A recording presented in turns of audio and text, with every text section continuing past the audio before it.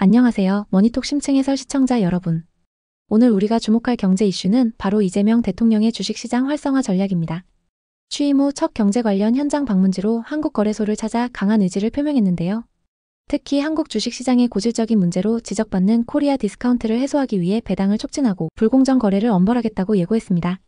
과연 이러한 정책 방향이 우리 주식시장의 체질을 개선하고 투자자들에게 긍정적인 영향을 미칠 수 있을지 예상되는 파급 효과와 우리가 주목해야 할 점들을 심층적으로 분석해 보겠습니다. 먼저 대통령이 직접 나서서 강조한 코리아 디스카운트가 무엇인지부터 짚어봐야 합니다. 코리아 디스카운트는 말 그대로 한국 기업들이 글로벌 기업들에 비해 저평가받는 현상을 의미하는데요. 단순히 기업의 실적이나 가치에 비해 주가가 낮게 형성되는 것을 뜻합니다. 이러한 저평가의 근본적인 원인으로는 크게 세 가지가 꼽힙니다. 첫째, 기업의 낮은 배당 성향입니다. 한국 기업들은 이익을 내도 주주들에게 배당으로 환원하는 비율이 다른 선진국이나 신흥국에 비해 현저히 낮았습니다. 주주 입장에서는 기업의 성장을 지켜만 볼 뿐 이익을 직접 돌려받기 어렵다는 인식이 강했죠. 둘째, 불투명한 지배구조와 소액 주주 경시 풍조입니다. 대주주 위주의 경영과 복잡한 순환출자 구조가 주주 가치를 훼손하고 있다는 지적을 꾸준히 받아왔습니다. 소액 주주들의 권리가 제대로 보호받지 못하고 기업 이익이 특정 주체에 집중되는 경향이 강하다는 인식이 팽배했습니다. 셋째, 주가 조작 등 불공정 거래의 만연입니다. 일부 세력에 의한 주가 조작, 내부자 거래 등 불공정 행위가 끊이지 않으면서 시장 전체의 신뢰도가 떨어지고 개인 투자자들이 손실을 입는 사례가 반복되어 왔습니다. 이러한 불신은 새로운 투자자들의 유입을 막고 시장 활성화를 저해하는 독소로 작용했습니다. 바로 이러한 문제점들을 해결하고 한국 주식시장의 체질을 근본적으로 개선하겠다는 것이 이재명 정부의 핵심 목표인 겁니다. 이재명 정부는 코리아 디스카운트를 해소하기 위해 크게 두 가지 핵심 전략을 내세웠습니다. 바로 배당을 늘릴 당근과 불공정 거래를 엄벌할 채찍입니다. 첫 번째, 배당 촉진을 위한 세제 및 제도 개편입니다. 이 대통령은 한국 기업들이 이익을 내도 배당에 인색하다고 지적하며 배당을 늘릴 수 있도록 세제와 제도를 과감히 개선하겠다고 밝혔습니다. 핵심은 배당소득 분리과세 추진입니다. 대선 공약 당시 민주당 이소영 의원이 발의했던 소득세법 개정안을 예시로 들었는데요. 이 개정안은 배당 성향이 35% 이상인 상장사로부터 받은 배당소득에 대해서는 종합소득에서 분리하여 10에서 20%대의 낮은 세율로 과세하는 내용을 담고 있습니다. 이는 매우 파격적인 제안입니다. 현재는 배당소득이 다른 소득과 합산되어 종합소득세를 물거나 금융소득 종합과세 대상이 되면 최고 45%의 세율까지 적용될 수 있거든요. 그런데 배당을 많이 하는 기업에 투자했을 경우 세금 부담을 대폭 낮춰주겠다는 겁니다. 이렇게 되면 기업은 주주들의 성화에 못 이겨서라도 배당을 늘릴 유인이 생기고 투자자들은 배당 수익에 대한 세금 부담이 줄어드니 더욱 적극적으로 배당주에 투자하게 될 겁니다. 이 대통령의 말처럼 국민들이 주식 투자를 통해 중간 배당도 받고 생활비도 벌 수 있게 부동산에 버금가는 투자 수단으로 만들겠다는 의지가 엿보이는 부분입니다. 장기적으로는 주주 중심 경영을 유도하고 기업 가치를 높이는 데 기여할 것으로 기대됩니다. 두 번째는 불공정 거래에 대한 강력한 엄벌 의지입니다. 배당 활성화로 시장에 돈이 들어오게 하는 것만큼 중요한 것이 시장의 신뢰를 확보하는 일입니다. 이 대통령은 주가 조작, 내부자 거래 등 시장의 공정성을 해치는 불공정 행위에 대해서는 원스트라이크 아웃제 도입을 포함해 패가망신시킬 정도로 엄벌하겠다고 강조했습니다.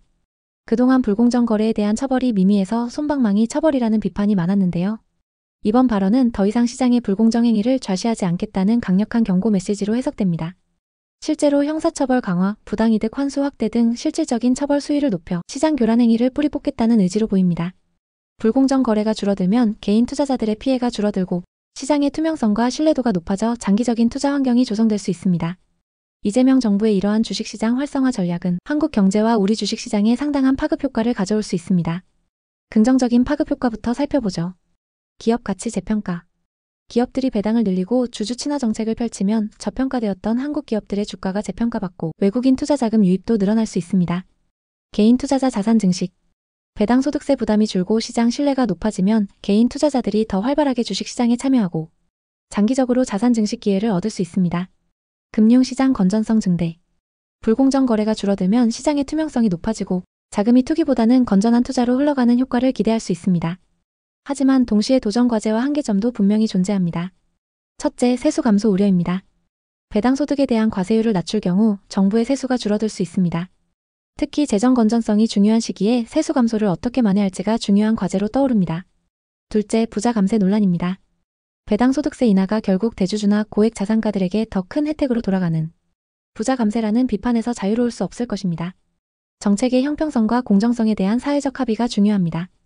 셋째, 기업 지배구조의 근본적인 개선입니다. 단순히 세금 인하만으로 기업의 지배구조가 하루아침에 바뀌지는 않을 것입니다. 주주 친화적인 문화와 기업의 자발적인 노력이 뒷받침되어야 합니다. 그렇다면 이러한 변화 속에서 투자자들은 어떻게 대응해야 할까요? 1. 배당 매력 높은 기업 발굴. 정부 정책 기조에 맞춰 배당 성향을 높이거나 주주 환원 정책을 강화할 가능성이 있는 기업들을 선별하여 투자 포트폴리오에 적극적으로 편입하는 것이 중요합니다. 2. 기업 지배구조 변화 모니터링. 단순히 배당 정책뿐만 아니라 기업의 의사결정 과정, 이사회 구성 등 지배구조 개선 노력을 꾸준히 모니터링하는 것이 장기적인 투자 성공에 도움이 될 것입니다. 3.